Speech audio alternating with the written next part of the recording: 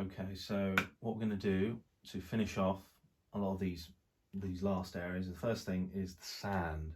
Now, I started with the sand, and the sand area is the most greyish, kind of the most desaturated area, I would say, of the whole piece.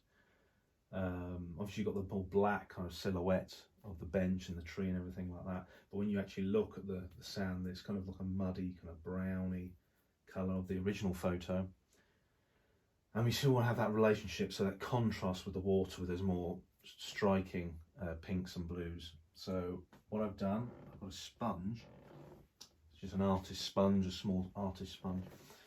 And I've created a colour here. Now what I've done, I've added the black, the white of course, a little bit of blue, but I've added more magenta. I've created more of a pinky colour again, because I think that I want that to contrast with these more blues hitting the sand, which I'm going to highlight in a little bit more after I've done the sand.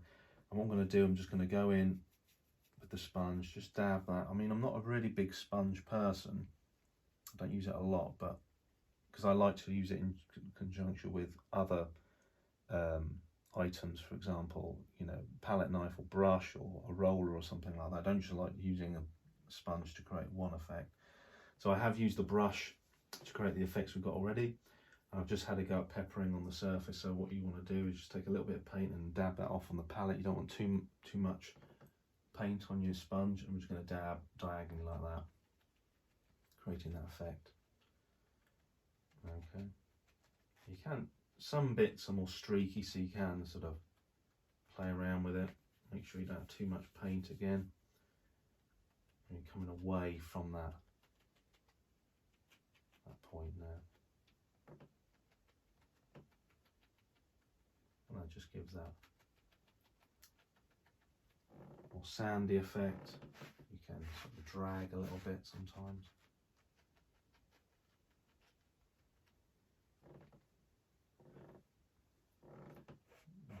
Yeah, in any area where you feel that it's kind of more bumpy, it looks a bit too regimented, it looks a bit too much like a sponge, like I always get when I have an effect where it looks a little bit too cliche, or, you know, like a trick or something like that. I don't really like art where it's just a combination of tricks. I like something which comes a bit more from the heart of the artist, a little bit more nuanced and idiosyncratic. So I think if you use a sponge, try and always use it with other, you know things like palette knife. If you got it, a brush, try and use it a different way. So you're using it, so that effect becomes blended in with other effects, and it becomes less like formulaic, I guess. But I'm going this way. I'm sort of coming diagonally down, because those streaks, those crab lines where those crabs have made the streaks in the sand, have come from the diagonal corner of the composition. They're coming in, and then I'm getting rid of a bit more of those blues right at the bottom from the original ground, like that, and then go right over to here as well.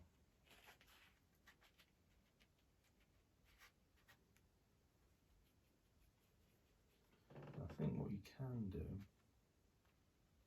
if you want,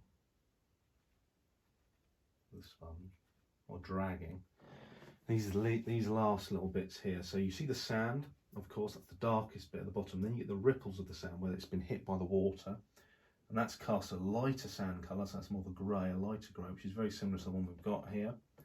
And I'm going to use a little bit of the sponge just to drag across there, getting those last little bits in.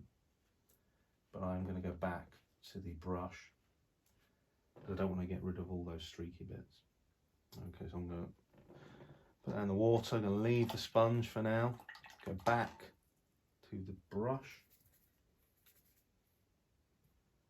Again, take a lot of that remnants off your brush there, and we can use that going into the areas like that.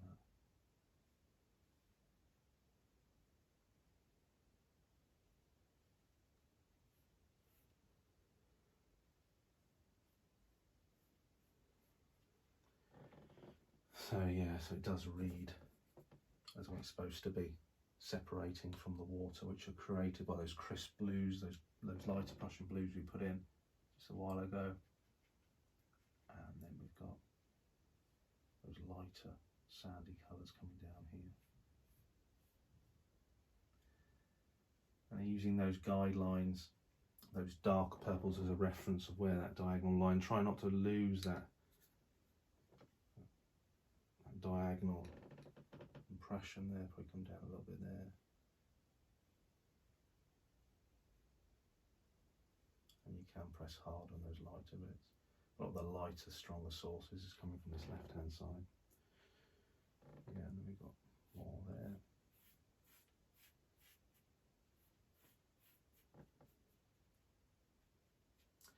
And already what we've done, we've opened up a lot more tonally the painting already, just with these blues and these more sandy kind of muddy pinks, because it's looking more realistic. We've opened up the palette, but again we've still kept to those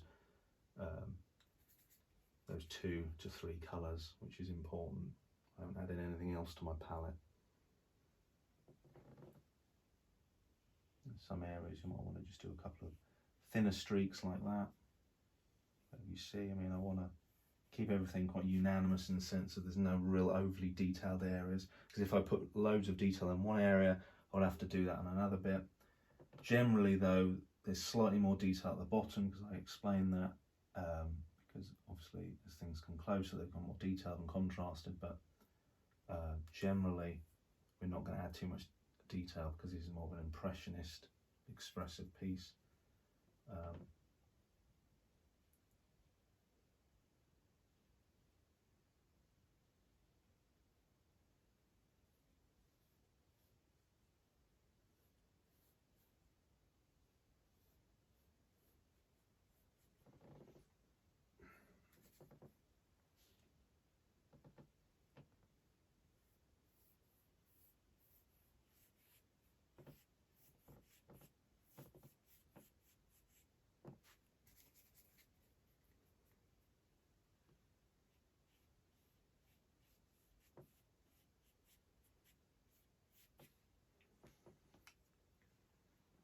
Okay.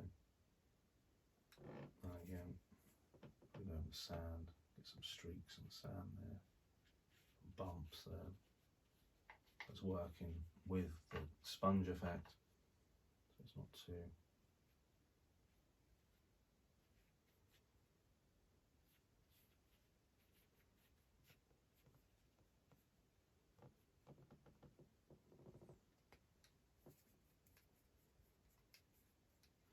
Okay, so we are going to go back to the darker tones.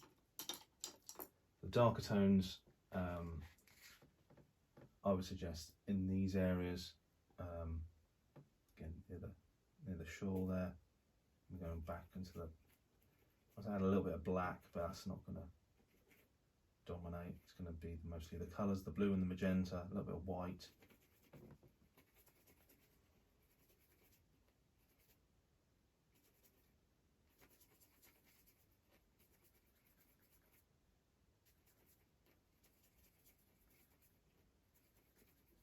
That's it. So you've got like a mid-tone blue there, and that's going to be used maybe just under some of these areas. Coming in, darker there.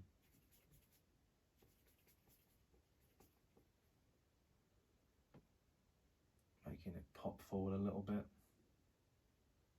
Some of those ripples there.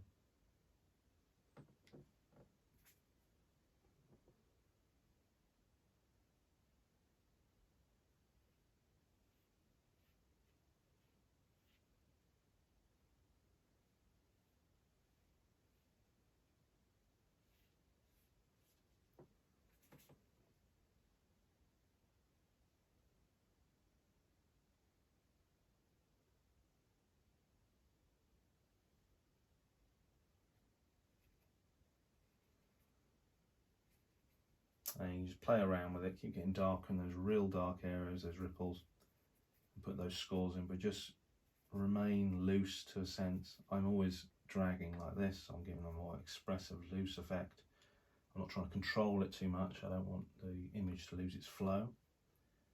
So again, just nice and dragging like that under there.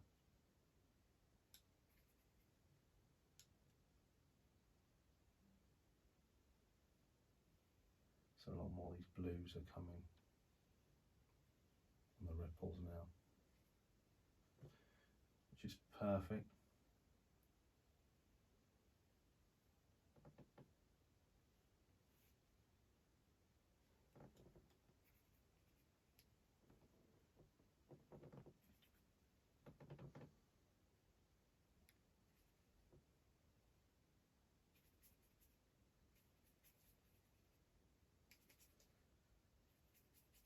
And then we've got the dark tones, just sort of the shadow from the rocks here, so we just want to go in, get some of those shadows. And down there, for example, the lamppost there. There you go, a little bit purple on the reflection. And then coming down here as well. So it just reads as reflection from those rocks, those darker shadows there. Yeah. And we've already got the darker bits from earlier on.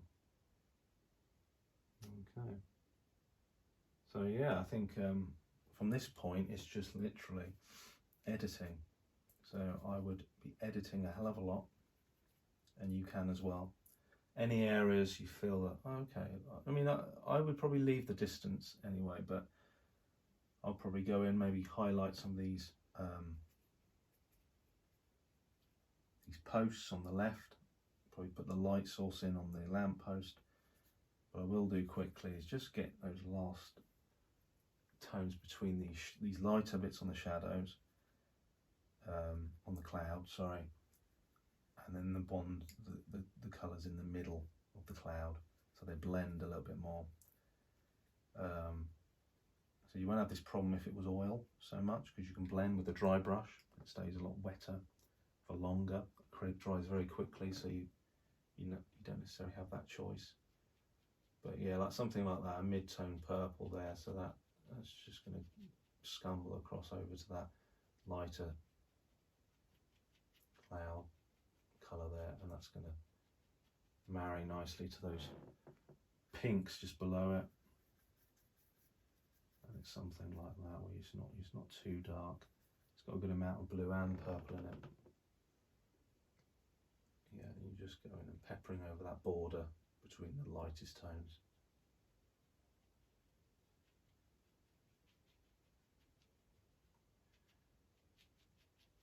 Yeah.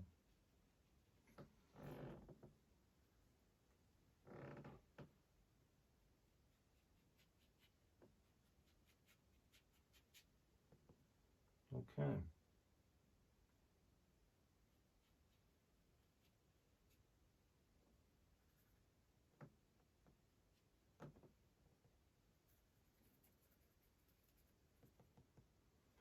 Cloud at the top there.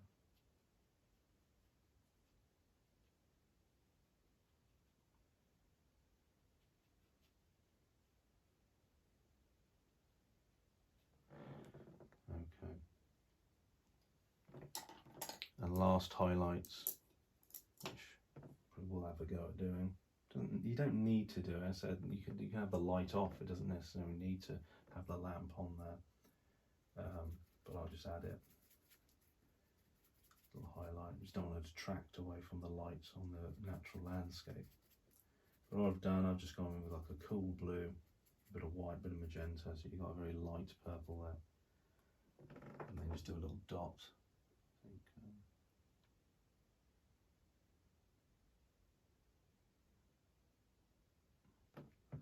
something like that.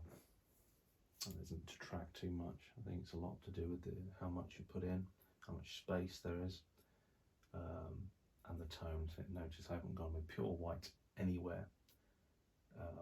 You can go more contrast if you want. You can, for example, this can be even lighter than the ripples, and I missed out. I'd probably go back to it. You've got the ripples of the sand, where the waters have ruffled it up a little bit. You've got those much darker ripples there, and they're almost like they are a black. If I'm using the blue and the magenta, got a really dark purple, and then the black, which reflects the grey of the sand. And then you can go in here, creating those ripples again.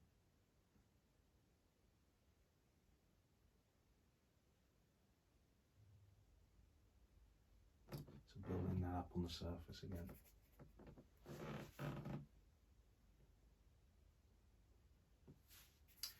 If you do have a palette knife, I haven't done anything palette knife. For people who don't have palette knives, you can follow. If you do have a palette knife, I would definitely use it on the water. To get those last reflections and those more spontaneous marks. I think that's what you get with palette knife. You get more raw, spontaneous imagery, and use it alongside a brush. I would never use it just on its own. Yeah. So these ripples have come quite high as well. So.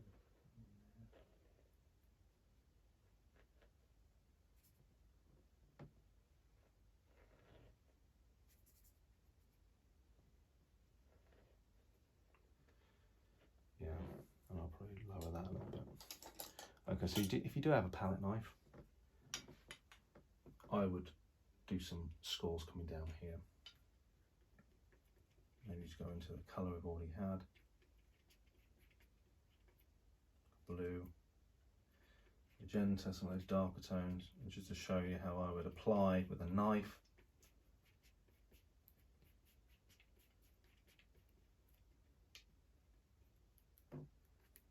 So yeah, it's on the left hand side of your knife, and you're creating some swatches like that, and already you're creating much more intrigue on the surface of the water there, and that's marrying well with those other tones there.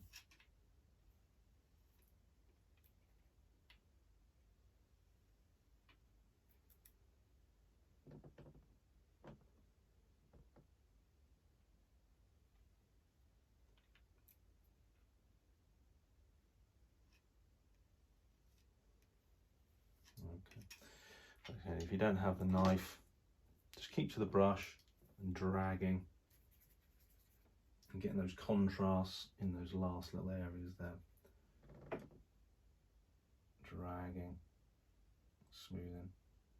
So palette knives create some of those bumpy effects there. I'm going to keep some of those, some I'm going to get rid of, maybe scrape away or blend in the lighter tone later on.